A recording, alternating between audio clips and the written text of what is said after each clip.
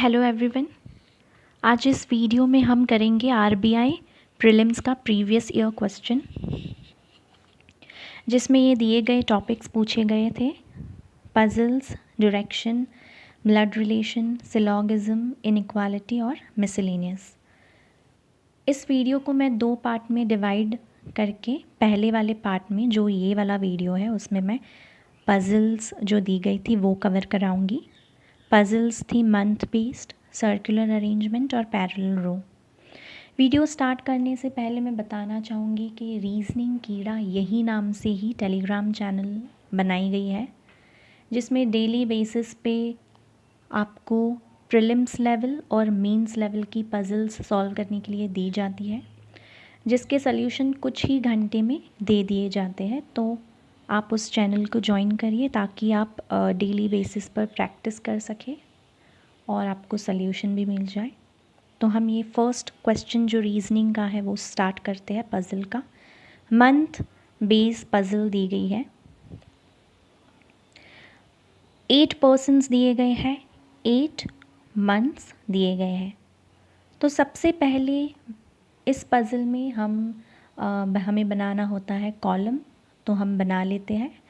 Columns में हम months mention कर लेते हैं और याद रखना है कि जब भी हम मंथ बेस्ड पज़ल करते हैं तो मंथ्स के साथ साथ ही उसके number of days note down करना ना भूलिए, ताकि आपको बाकी सारी डिटेल्स पढ़ने के टाइम कन्फ्यूजन ना हो।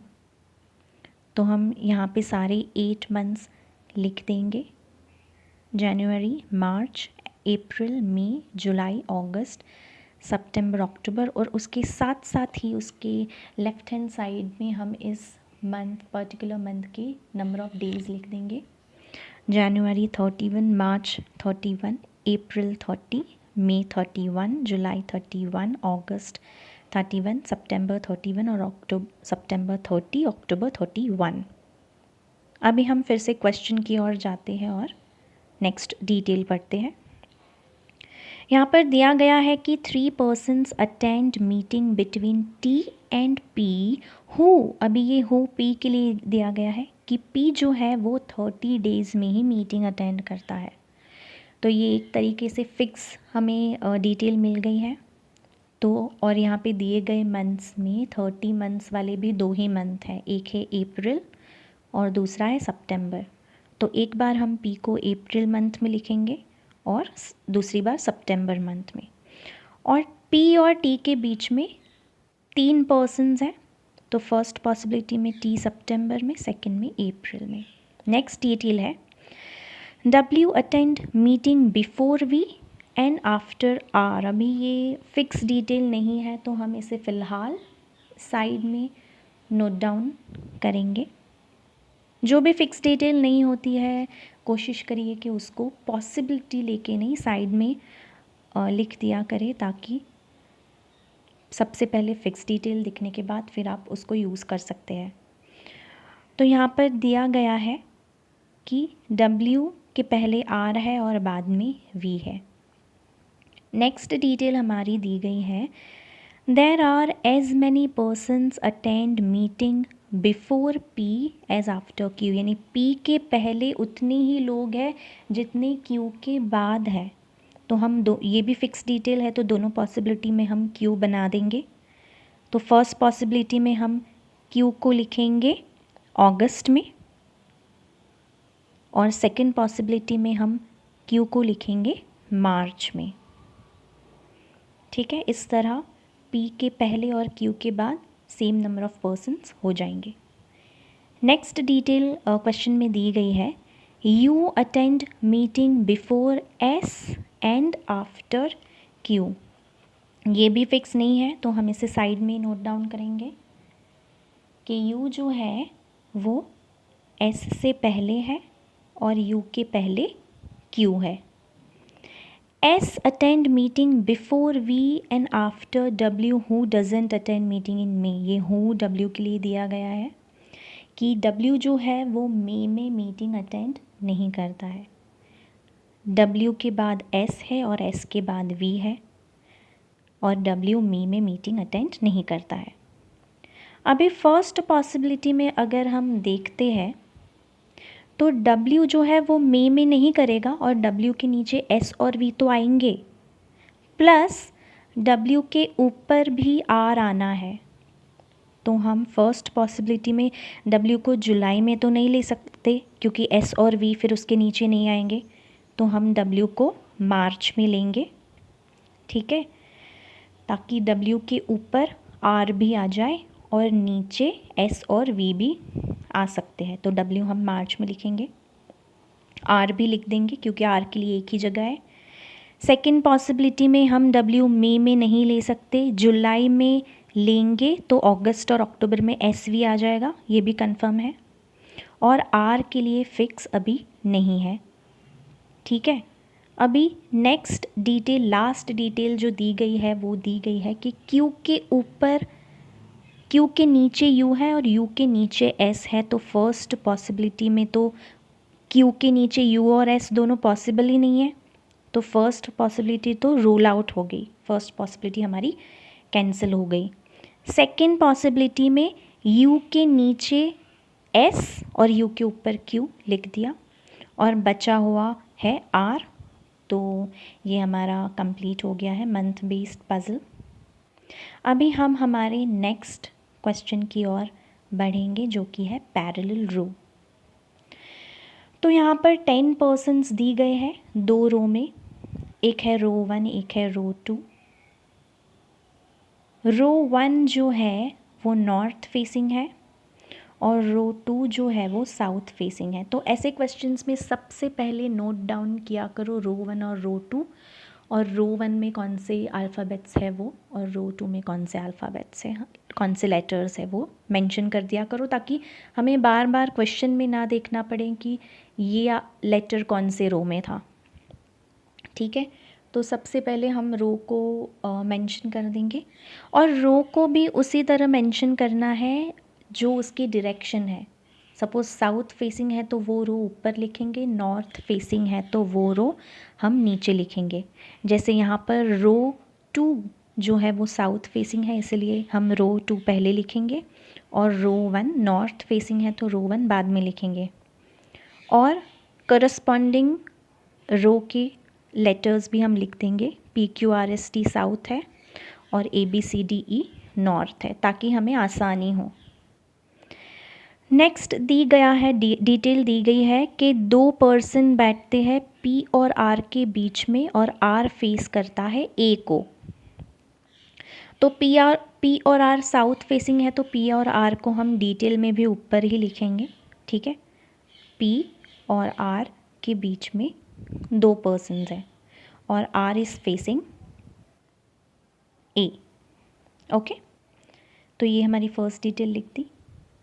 अभी सेकेंड डिटेल हम लिखेंगे,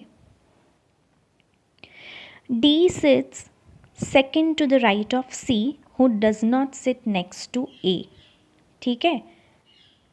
C के सेकेंड राइट में D है तो C डैश D हम उस तरीके से डिटेल लिखेंगे, लेकिन C और A एक साथ they are not next to each other, तो कैंसिल करके ये सेकेंड डिटेल हमने लिख दी। थर्ड डिटेल है E faces T who sits immediate left of R। अभी R और T साउथ फेसिंग है तो इमीडिएट लेफ्ट राइट साइड आएगा, ठीक है, और T जो है वो E को फेस कर रहा है।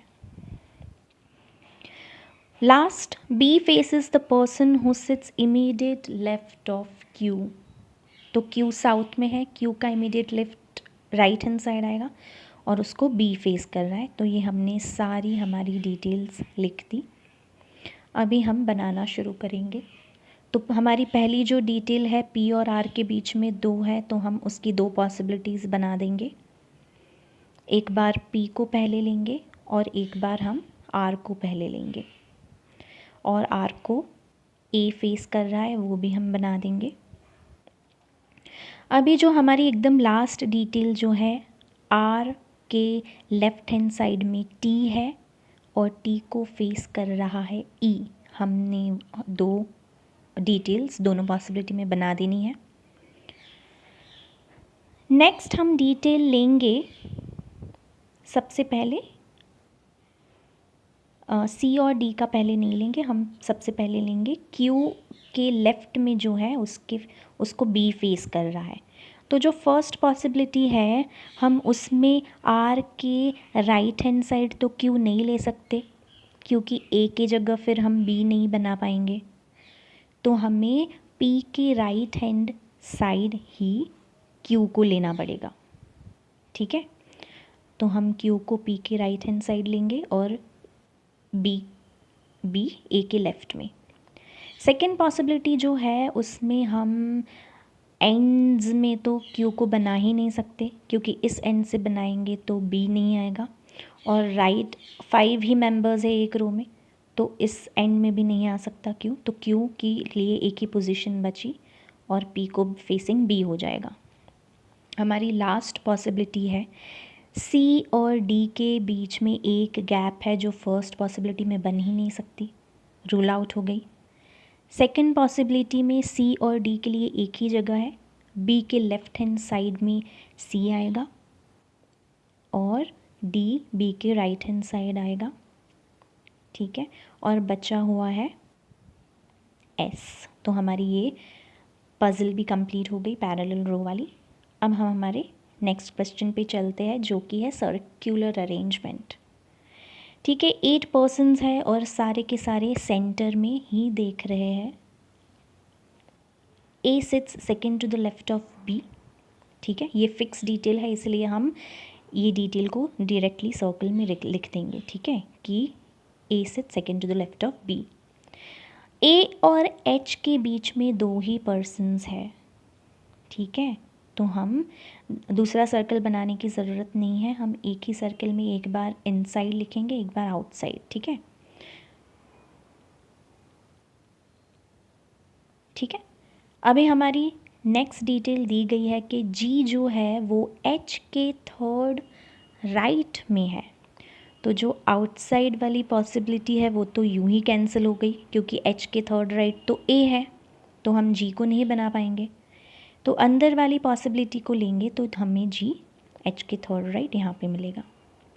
D sits second to the left of C. तो डी और सी के लिए एक ही पॉसिबिलिटी है, सी के सेकेंड लेफ्ट में डी। लास्ट डिटेल हमारी जो है वो दी गई है कि एफ जो है वो सी के थर्ड राइट है। तो हम एफ सी के थर्ड राइट एफ को बना देंगे और बचा हुआ पर्सन हम लिख देंगे यहाँ पर, जो कि है ई। तो हमारी सर्कुलर अरेंजमेंट पज़ल भी कंप्लीट हो गई है। आप इसे इन तीनों क्वेश्चंस को पॉज करके सॉल्व कर सकते हैं। ठीक है, सेकंड पार्ट में